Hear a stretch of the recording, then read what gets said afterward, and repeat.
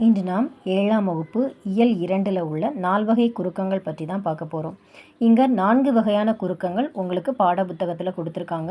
அந்த 4 வகையான குறுக்கங்கள் பற்றி தான் விரிவாக பார்க்க போகிறோம். அது பார்க்குறதுக்கு முன்னாடி நம்ம சின்ன வகுப்பில் மாத்திரை படிச்சிருக்கோம். அதாவது ஒவ்வொரு எழுத்துக்கும் ஒரு மாத்திரை உண்டு. அதை எப்படி சொல்லுவோம்? இப்போ ஒவ்வொரு எழுத்தும் ஒலிப்பதற்கு ஒரு கால அளவு இருக்குது. அந்த கால அளவு தான் நம்ம மாத்திரை அப்படின்னு சொல்கிறோம். இப்போது எடுத்துக்காட்டாக குறில் எழுத்துக்களுக்கு நம்ம ஒரே ஒரு மாத்திரை சொல்லுவோம். ஏன் அது டக்குன்னு நம்ம சொல்லி முடிச்சிடலாம்.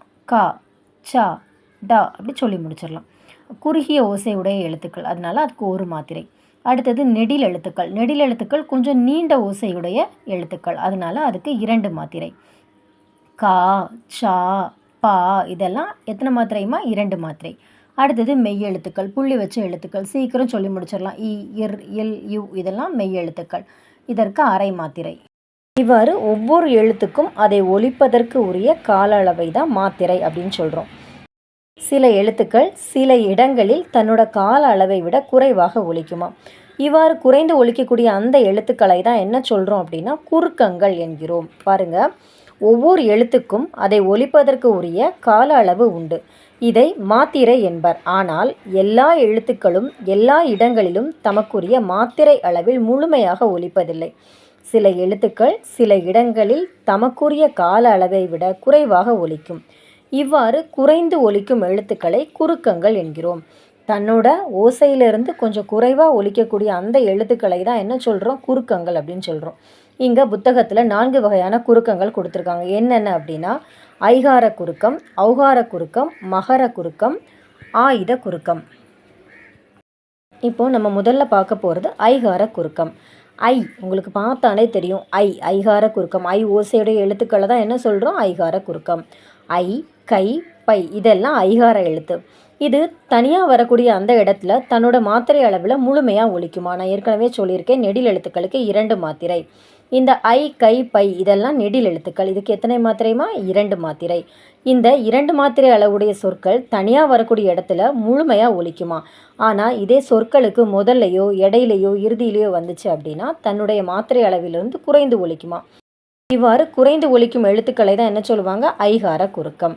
இங்கே பாருங்கள், வையம், சமையல், பறவை. இதில் வையம், இதில் எங்கே வந்திருக்கு ஐ அப்படிங்கிற எழுத்து? சொல்லோட முதல்ல. சமையல் இதில் சொல்லோட இடையில். பறவை இதில் சொல்லோட இறுதியில். இப்படி ஒரு சொல்லோட முதல்லையும் இடையிலையும் இறுதியிலையும் ஐகார குறுக்கம் வரும்போது தனக்குரிய மாத்திரையிலிருந்து கொஞ்சம் குறைந்து ஒலிக்கும். இதுதான் ஐகார குறுக்கம் அப்படின்னு சொல்கிறோம். ஐகாரம் சொல்லோட முதல்ல வரும்போது 1.5 மாத்திரை அளவில் ஒலிக்கும். ஐகாரம் சொல்லோட இடையிலையும் இறுதியிலையும் வரும்போது 1 மாத்திரை அளவில் ஒலிக்கும். இது தனித்து வரக்கூடிய இடங்களில் தன்னோட 2 மாத்திரை அளவில் முழுமையாக ஒலிக்கும். ஆனால் சொல்லோட முதல்ல வரும்போது 1.5 மாத்திரையாட்டும், இடையிலையும் இறுதியிலையும் வரும்போது 1 மாத்திரை அளவாட்டும் குறைந்து ஒலிக்குமா. இதை தான் ஐகார குறுக்கம் அப்படின்னு சொல்கிறோம். அடுத்தது ஔகார குறுக்கம் பாருங்கள். வவ் அப்படிங்கிற ஔகார எழுத்து தனியாக வந்துச்சு அப்படின்னா இதுவும் அதே மாதிரி முழுமையாக ஒலிக்கும். அப்படிங்கிறது நெடில் எழுத்து தாமா, இதுவும் 2 மாத்திரை அளவில் முழுமையாக ஒலிக்கும். ஆனால் சொற்கள் கூட வரும்போது தன்னோட 2 மாத்திரை அளவிலிருந்து குறைஞ்சு 1.5 மாத்திரை அளவில் ஒலிக்கும். இவ்வாறு குறைந்து ஒலிக்கக்கூடிய ஔகாரத்தை என்ன சொல்கிறோம்? ஔகார குறுக்கம் அப்படின்னு சொல்கிறோம். இந்த ஔகாரம் அப்படிங்கிற எழுத்து சொல்லோட இடையிலையும் வராது, இறுதியிலையும் வராது, முதல்ல மட்டும்தான் வரும். அப்படி சொல்லோட சேர்ந்து வரும்போது அது குறைந்து ஒலிக்கும். இதுதான் ஔகார குறுக்கம் அப்படின்னு சொல்கிறோம். அடுத்தது மகர குறுக்கம் பாருங்கள். இப்போது மகர குறுக்கம் பாருங்கள். அம்மா பாடம் படித்தான். இந்த சொற்களில் வரக்கூடிய மகர மெய்யெழுத்து தனக்குரிய அரை மாத்திரை அளவில் முழுமையாக ஒலிக்குதான்.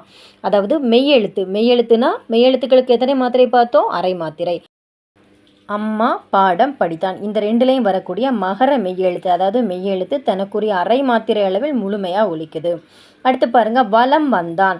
இதுலேயும் மகர மெய்யெழுத்தை எடுத்து, அதாவது இம் அப்படிங்கிற இந்த மெய்யெழுத்தை அடுத்து ஒரு வகர எழுத்து வந்திருக்கு. இப்படி வந்துச்சுன்னா தன்னோட அரை மாத்திரையிலிருந்து குறைஞ்சு 1/4 மாத்திரை அளவு தான் அது ஒலிக்குமா. அதாவது இம் அப்படிங்கிற மெய்யெழுத்துக்கு அடுத்தால வகர எழுத்து வந்துச்சு அப்படின்னா தன்னுடைய அரை மாத்திரையிலிருந்து குறைஞ்சி எப்படி ஒலிக்குது? 1/4 மாத்திரை அளவில் ஒலிக்குது. அதனால தான் இதை என்ன சொல்கிறோம்? மகர குறுக்கம் அப்படின்னு சொல்கிறோம். போலும் என்னும் சொல்லை போன் என்றும், மருளும் என்னும் சொல்லை மருண் என்றும் செய்யுளில் ஓசை சீர்மைக்காக பயன்படுத்தினர். போலும் அப்படிங்கிற சொல்ல போன் அப்படின்னும், மருளும் அப்படிங்கிற சொல்ல மருண் என்னும் செய்யுளில் ஓசை சீர்மைக்காக, அதோட ஓசை சீர்மைப்படுத்துறதுக்காக பயன்படுத்தினாங்க. இந்த 2 சொற்கள்லையும் மகர மெய்யானது இன் இந்த 2 எழுத்துக்களையும் அடுத்து வர்றதுனால தன்னோட அரை மாத்திரையிலிருந்து குறைஞ்சி எப்படி ஒலிக்குதான், கால் மாத்திரை அளவில் ஒலிக்குதான். அதனால் இதை மகர குறுக்கம் அப்படின்னு சொல்கிறோம். அடுத்தது ஆயுத குறுக்கம் பாருங்கள். அஃது எக்கு ஆகிய சொற்களில் ஆயுத எழுத்து தனக்குரிய அரை மாத்திரை அளவில் முழுமையாக ஒலிக்கிறது. இதில் அஃது எக்கு அப்படின்னு வந்துன்னா அது ஆயுத எழுத்து முழுமையாக ஒலிக்குது, எதுவுமே குறையாமல் தன்னோட அரை மாத்திரை அளவில் அப்படி ஒலிக்குது. ஆனால் இங்கே பாருங்கள், முள் கூட்டல் தீது என்பன முட்டீது எனவும். இந்த 2 எழுத்தையும் நம்ம என்ன பண்ணியிருக்கோம், சேர்த்து எழுதியிருக்கோம். முள் கூட்டல் தீது முட்டி தான் மாறும். அடுத்தது கல் கூட்டல் தீது கக்ரி தான் மாறும் எனவும் சேரும். இச்சொற்களில் உள்ள ஆயுத எழுத்து தனக்குரிய அரை மாத்திரை அளவில் இருந்து குறைந்து கால் மாத்திரை அளவில் ஒலிக்கிறது. இந்த 2 சொல்லும் சேர்ந்து நமக்கு இது கிடைக்கிறதுனால தன்னோட அரை மாத்திரை அளவில் குறைந்து கால் மாத்திரை அளவில் ஒலிக்கிறது. இவ்வாறு குறைந்து ஒலிக்கும் ஆயுதம் ஆயுத குறுக்கம் எனப்படும். இப்போ நம்ம 4 வகையான குறுக்கங்கள் பார்த்துருக்கோம். என்னென்ன குறுக்கங்கள்லாம் பார்த்துருக்கோம்? ஐகார குறுக்கம், ஔகார குறுக்கம், மகர குறுக்கம், ஆயுத குறுக்கம். இந்த 4 வகையான குறுக்கங்கள் பார்த்துருக்கோம். அடுத்த வீடியோவில் நம்ம இதோட புத்தக பயிற்சிகள் பார்க்கலாம். சரியாம்மா? நன்றி.